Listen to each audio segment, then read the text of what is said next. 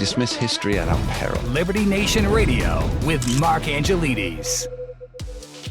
Hello and welcome to Liberty Nation Radio, heard coast to coast on the Radio America Network from our flagship station in the nation's capital, WWRC in Washington, D.C. I am your host, Mark Angelides. On today's edition, we are discussing Zohran Mamdani, AOC, Chuck Schumer, Democrats writ large, and the impending 2026 midterms. It's quite the show, lots of information, lots of fun. I hope you enjoy it.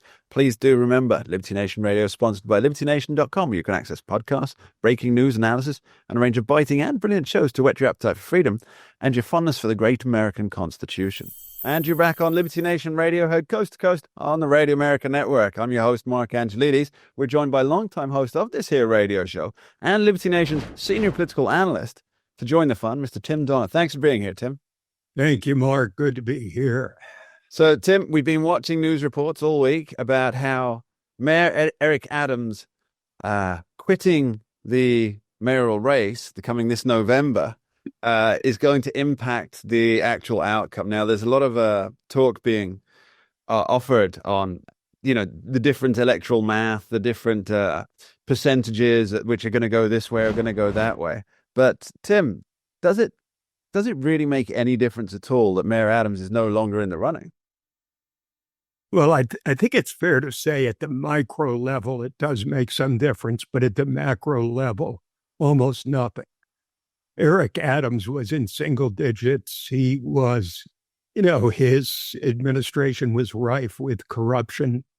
And he was seen by New Yorkers as having kind of cozied up to Donald Trump, got an indictment thrown out by the Trump administration. And, the fact is that, Eric Adams, I think, was very well intentioned from the beginning. He had a background in law enforcement, and that's what people wanted.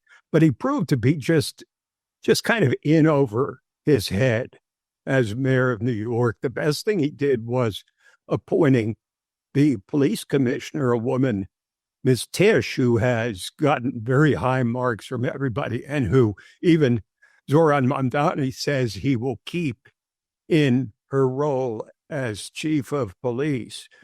But where does Adams' 8 or 9% go? It's probably split.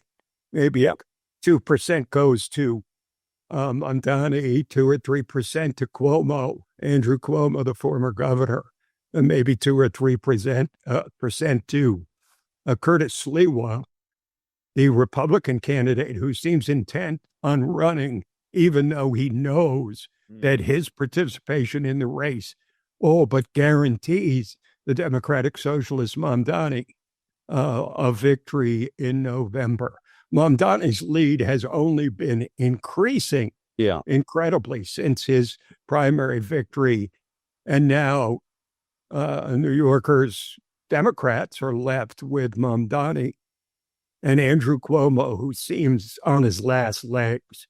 He's just not the figure that he was when he ran for governor and even when he was governor. So I don't see anything fundamentally changing in this race, absent the most unforeseen events possible. So no. Yeah, those black swan events. No change. They do turn up, right? The October surprises. So there's I think was it Hemingway? I think the problem is, Mark, that what is there left to surprise you about Mamdani? Sure. He's already revealed all of his far left views. He's already proclaimed himself a democratic socialist. He's already been attacked from every angle, and his lead just keeps growing. Very much so. There's and regarding Andrew Cuomo, former governor, there's I think it was Hemingway who said there's no third act in American politics, and I was of a mind to agree with that, but then you see Donald Trump. I mean, he had his third act in a very real sense, right? He had his third act stuff. It's another one of these things that's always true until it's not. Yes, exactly. And it brings to mind when Jimmy Carter was facing Gerald Ford in the presidency, and people said Ford would win because the shorter of the two men was never elected president, the shorter guy. Yeah. Well, That had been true up until 1976, but then Carter won, and so it's no longer a thing. So there are second and third acts in politics. I don't know that there's fourth acts, but Donald Trump certainly has been in on a third act, and it's his most compelling act of all. Well, you'd kind of hope that, wouldn't you? You always hope that the third act is the most compelling because you want the buzz when people walk out of the theaters. I think sticking on this theme, I know it's slightly off topic, but I think the only person at least in my memory, who has achieved or is about to achieve a fourth act is Britain's Nigel Farage. He's, in terms of making political history in the United Kingdom, I can't think of anybody who's really gone from the laughing stock that he was. And there's a beautiful, he was actually, he did a speech at Hillsdale College a short while ago. And he was saying that when he was in the European Parliament, he got elected to the European Parliament, and he told everybody there, my job is to take Britain out of the European Union. And everybody laughed at him. And then the day after the Brexit vote, he went in and said, you're not laughing now, are you?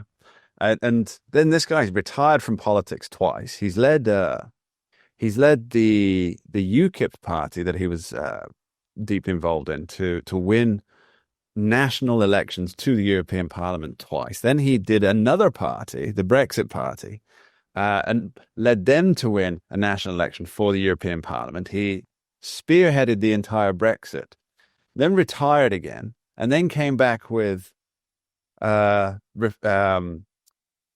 head up Reform again, the party he created. Then, after 7 attempts, became a member of Parliament.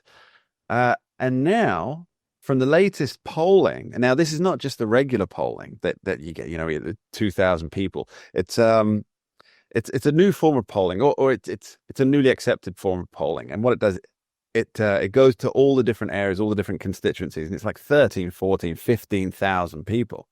And it looks like he's going to be, if the election were held today, and that there's always a caveat there, if the election were held today, he would be the leader of the largest party, maybe even close to a majority, from a laughing stock to prime minister. That, I would say, that's Nigel's fourth act. So yeah, as you say, Tim, but that whole point is to say, yes, you're right. Nothing's ever true. Nothing's ever wrong until it happens. So let's talk Curtis Sliwa. He's hoping to benefit from a couple of points from the Adams camp. But and you mentioned that with him still in the race, that really just hands it all to Zoran Mamdani. Yes. So do you think if everybody who was for Sliwa went for I'm sorry, I forgot, Governor Cuomo, former Governor Cuomo, do you think that would be enough to make a competitive race? I do not. Okay.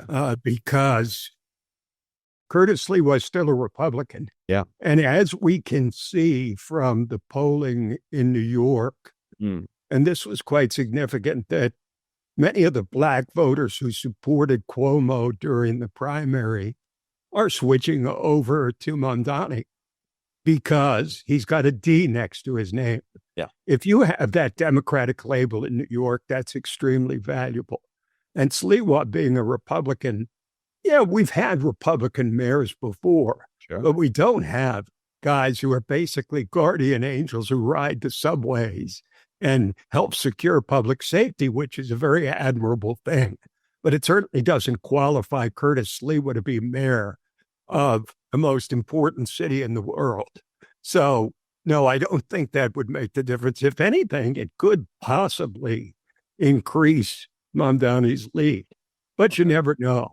I mean, it could be that most of his votes go to Cuomo, and together with the votes that, could go to Mamdani from Adams dropping out, it would make it more interesting. It would make it more competitive, but I don't think it would change the ultimate winner in this race. I just don't see where Mamdani can be beaten right now. Yeah, all the numbers seem to show exactly that, Tim. Now, we're going to be back with Tim Donner after this short break. Don't go anywhere. We dismiss history at our peril. Liberty Nation Radio with Mark Angelides.